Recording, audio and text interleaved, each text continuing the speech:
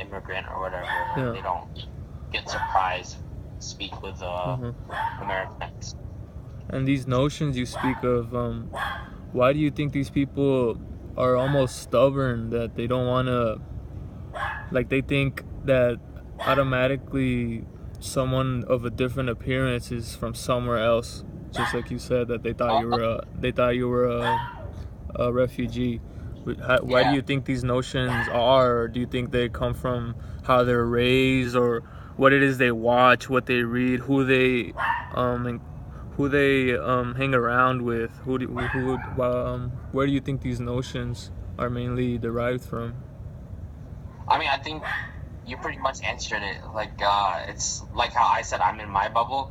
Yeah, These people are in their bubble where exactly. they have, uh, where they are raised. They're, in terms of what they think of as a Muslim, it's whatever has been shown on the TV for the last 16 years. It's, Hmm. it's who they're talking to. Their family is white. Their cousins are white. Their best friends are white. They're especially in a place in the South before uh, immigration became a big thing. Like especially with the older folk, where they're just used to like a very monolithic culture of white America, Hmm. basically certain areas. So it's just like it's a matter of culture and who you surround yourself with and what you surround yourself with. So yeah, it's definitely like stuff you watch, stuff you read, the people you hang out with. I mean, media definitely plays a lot of it into it. News, whether you're reading what news you're reading, stuff like that. Yeah. So yeah, just people you build an image up in their heads or like a theory up in their heads. So then it's they're going into this encounter thinking X, Y, and Z, even though Yeah. X, Y, and Z may be false. So, Yeah. yeah, it has to do with like every person's individual bubble, Yeah. and no one wants their bubble to burst. So, uh, it's tough to change that. with and with this concept of bubbles, like I agree with, everybody's attained to their own lifestyle and friends and ideas.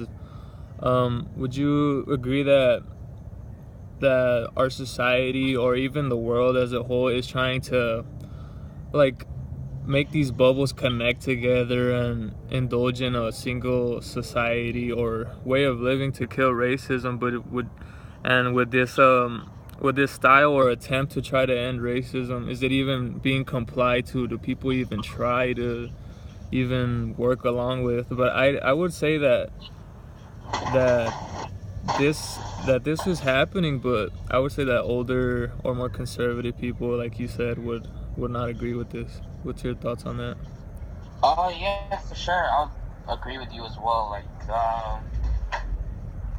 I mean, the majority of the people who voted for Donald Trump are of this age group that you're mentioning. Sorry, Okay. but it's a I think overall, like you see more and more measure, like countermeasures to racism being applied in people in terms of like interpersonal interactions.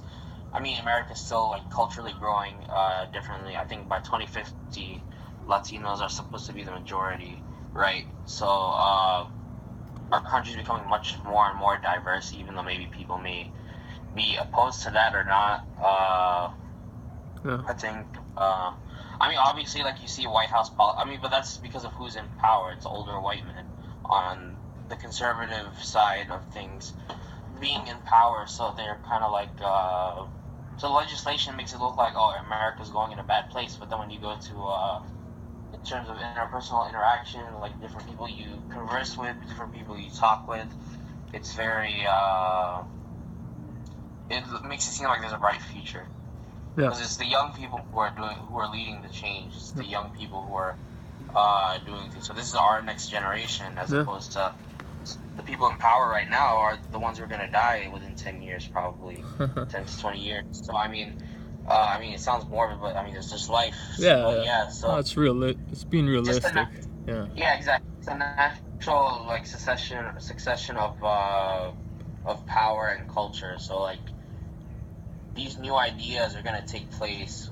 Well, even though it didn't happen now, say like we like the left lost the election, but these ideas are coming in hot, not just from people who've been blue their entire life, but even people on the red side, for example, people who may have grown up with racist stuff like that and are seeing that, okay, this is wrong, even if I fiscally am Republican, even if I want to hold on to my guns, even if I'm anti-LGBT, I think racism is wrong. I think what these policies are doing are overall harmful, and they'll end up being left. So, sorry, it's kind of a loaded answer, but Oh, that's great, man. Great insight. it's just a very, I think so. I think that things will be changing soon. And since you attribute our younger generation to doing things the right way or going in the right direction, would you make the claim that in the future possibly discrimination against and maybe even all groups of ethnic groups would be much less than it is today because the way our younger population thinks would lessen this? What would you think about that? I mean, it depends. Like we have to see what type of events unfold and stuff. Just Yeah. I mean, racism has been all around since the beginning of time. Like one joke Muslims say is that Satan was the first racist, right? Because he didn't want to bow to Adam because he thought he was better than Adam because Adam was made from clay and Satan was made from fire.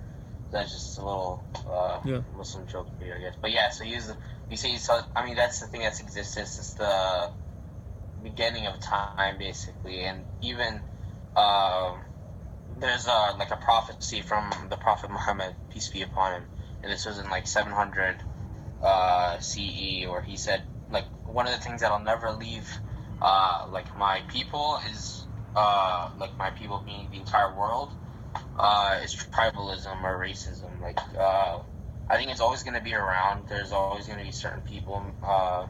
You even see like I mean, we've been bashing the right a long time, but there's a lot of racism or maybe classism, elitism from the left too. So even though like we have people from the left who are trying to make some bad policies as well that are anti-Muslim, anti-Latino, anti-Black as well.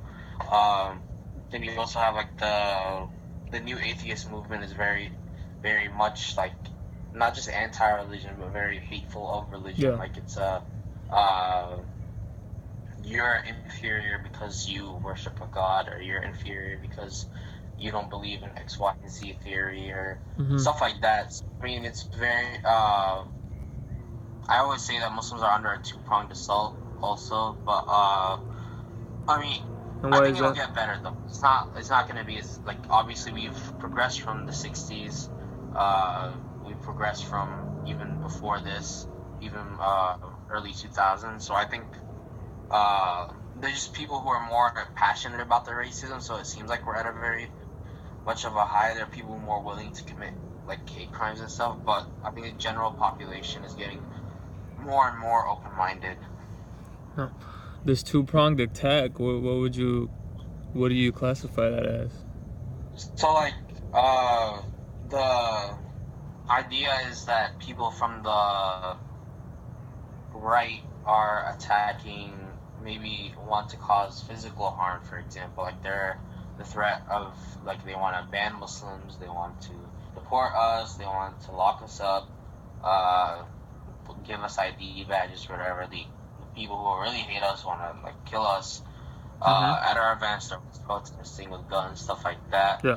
But from the left, you have kind of like an ideological assault where like Muslims are feeling uncomfortable to speak about their beliefs, maybe because they're afraid of being made fun of, because it's I mean, atheism is on the rise. I think atheism is the second fastest like faith or non-faith group growing. Yeah. Or agnosticism. So like it's a very ideological type of assault where like or maybe like giving up certain ideals of the religion because in order to fit in with the growing left popularity, stuff like that. It's just very but yeah. All right, one more question and I'll get out of your hair, man. great Sure thing, conversation. man. Pleasure talking to you, though. Pleasure talking to you. As well, man. And I enjoyed it so much. I just wanted to know, like, religion aside, ethnic groups, from a human perspective, what would you say that? Would you agree? Well, my notion is that I could have chose anything to talk about with this project, but I chose Muslims because I've seen it firsthand, and I see it every day how Muslims are mistreated, and I don't care who you are. If you're like someone, if you're a racist, like, you don't deserve to be killed for your beliefs, or like, you're a human in the end. You have your own thoughts, but like, I'm not gonna associate myself with that. But it's about treating each other right, and absolutely despise people that are not treated equally. And what would be your ideal or concept or just bottom line effort to ending this? Like, what would you tell people to live their way or live their lifestyle by? I mean, that's definitely the golden question. This is like that could solve all the problems of the world. Like, Yeah, but in just a I simple mean, from a idea. human perspective, it's just like try to look at everyone as your equal. Like, even it's hard for me to think outside of a religious perspective because like Islam informs my entire life. Yeah, So, but I'll just give an example. Like, religiously, even God says in the Quran that none of you are different except in like your awareness of God, like your devotion to God, and only God knows what that is, and that's in the yeah, verse too. So we can't tell who's more religious than who's more right to be like, even, and this isn't saying, this wasn't applying just to the Muslims. The word he used in the book was of all people. A black is not better than a black, and Arab, or a black is not better than an Arab is not better than a black, and a black is not better than an Arab, and so on and so forth. That like it's just kind of, the idea is to kind of look at each other as equal, like, or even better than that. Think of this person as being better than you when you're interacting with someone.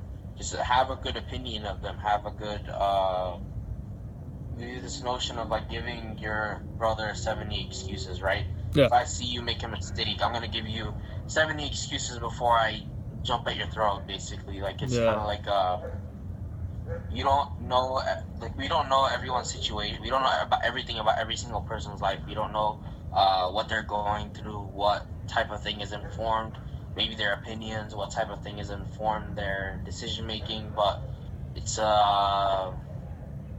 having that mentality of like saying, okay, you might be going through something that I may not know. She might be having a family situation that made her say that made yeah, her get mad at me or whatever. Or, yeah, even at the people who are being racist, right? yeah, The excuse that, look, this is all that they've been taught. This is all that they know.